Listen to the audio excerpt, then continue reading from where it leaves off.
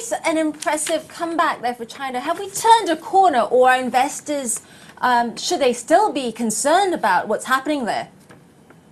I think we still need to be extremely cautious with regards to what's happening in China and Asia more broadly. The stabilisation we've seen happening overnight and this morning is very much down to some market expectations building that the Chinese authorities will finally start to react to these developments and provide some extra liquidity to smooth the markets. But they do seem to be taking a very tough line with regards to the credit situation in China. So I would be still very, very cautious with regards to expectations about any further measures at this stage.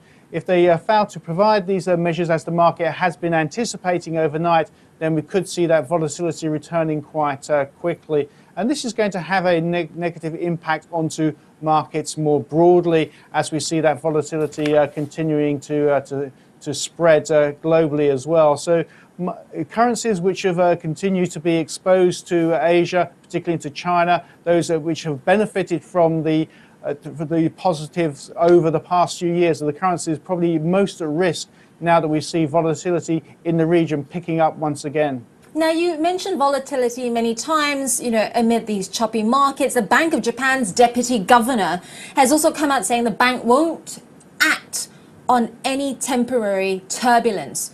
Is this the right message? I think what they're trying to explain here is the fact that they have a very clear policy and plan which they've implemented, and they will not be looking at the sort of day-to-day volatility or trying to smooth that out. So they will be very much sticking to their longer-term policy and implementing that.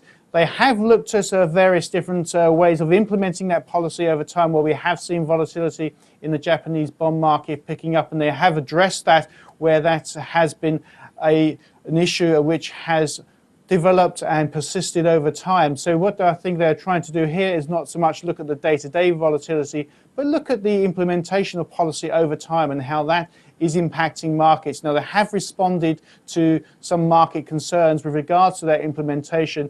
So I think from that perspective, they are continuing to adjust their policy to the longer-term market developments, but not so much to the day-to-day volatility.